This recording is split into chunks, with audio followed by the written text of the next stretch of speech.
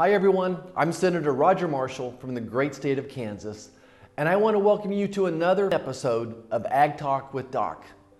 For this month's episode, I want to take you back to a recent trip I took to the United States-Mexico border.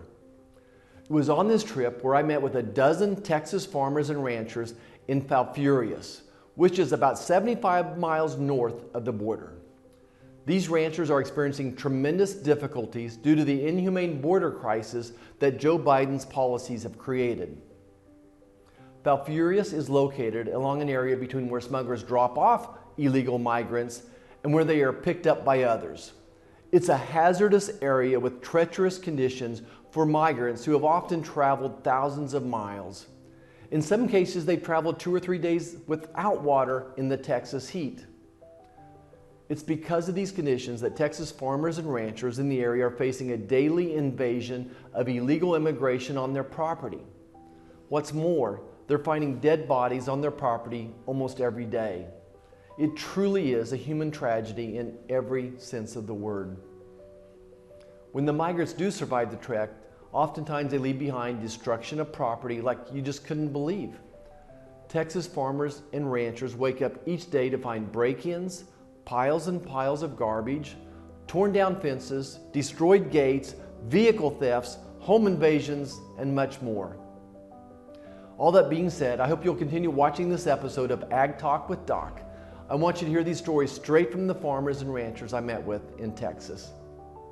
We appreciate you coming down to South Texas to talk about this issue that affects us landowners and law enforcement in a dramatic way, and we appreciate your attention on it. I hope what everybody has to share today you can take home and take to DC and share and continue to spread the word. So thank you all, sheriffs, for being here. It just absolutely breaks your heart when you see somebody down here with these, they're human beings, and they're trying to better their lives, no doubt about it. But on the other hand, they shouldn't be coming across here. My wife and I were driving around one time on the ranch and scouting for doves, and we ran into this she was 8 months pregnant female. She could barely walk, and she was like, "Let me go." I was like, "Oh, you're gonna die. I'm gonna find you and the baby here in a couple of weeks." You call Border Patrol to pick them up, but it's getting tougher and tougher. You're seeing more and more jugs, trash throughout the ranch, especially on our highway fence lines, because that's where their pickup points are, and busted fence lines. It's there all the time. So It almost sounds like it's one message to tell people it's inhumane to try to get these people to come here. It's inhumane. It is. Yeah. But usually on a weekly basis, I can fill up the bed of a pickup with clothing, water jugs, backpacks, all kinds of trash. And we're in the pickup zone here. And so all of them know after they get to this area, they're pretty much home free. So they're pretty brazen and brave about it. So it's turned into a situation where any kind of an encounter with them, whether it's friendly or whether you find them on the ranch, could turn into a bad situation. You just count all those heads and how much money that is. We're talking millions a year of just through our property, just us. It's probably $1 billion industry.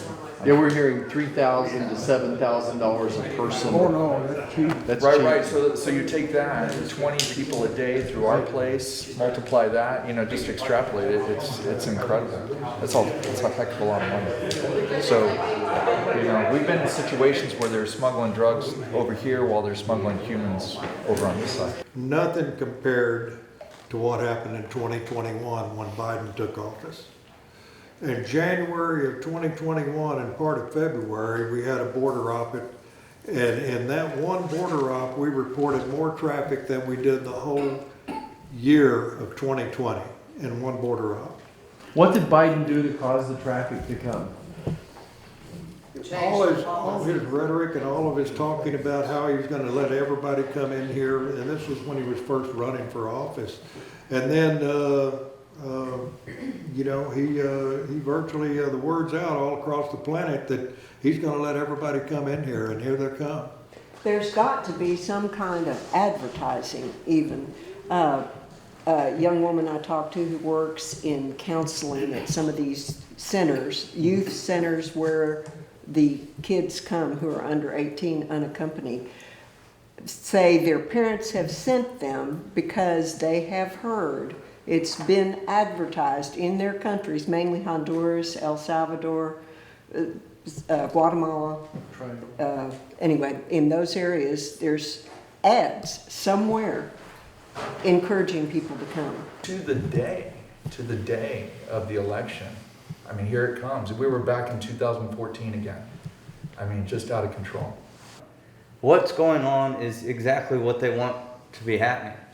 And you know Washington knows they have how many Border Patrol down here, they're getting reports, they see the numbers, they know, but they're not acting. I mean, how many people have to die out here in the desert for somebody to say, hey, this is kind of a bad deal out here? My sole function in this county is to search, find bodies, recover them, and bring back. I have no other function other than that. You asked the question, and I've come to the same conclusion that either this administration wants this crisis or they're incompetent. It has to be one of those. It could be both of them. The biggest difference between Trump and Biden is you had a feel, it was never a no-sums game, but you had a feel of progress. You had a feel of government working. You had a feel of Border Patrol being able to do their job. You had some sense of there was going to be light at the end of the tunnel. I think all that kind of disappeared right now. I mean, the stories are incredible. They're very helpful. I think it's good for my sheriff's officers to hear these stories as well. I've said this over and over. If we learn one thing and are able to save one Kansas life from what we learned from you all, then the trip is worth it. But I think we're learning much more than that. And all I can tell you is I'm not the person that forms committees and talks about things. I'm very much an action person.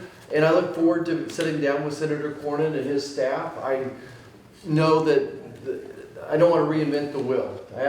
He's a great legislator. He knows his way around DC much better than I do, and he and I have a great friendship and relationship.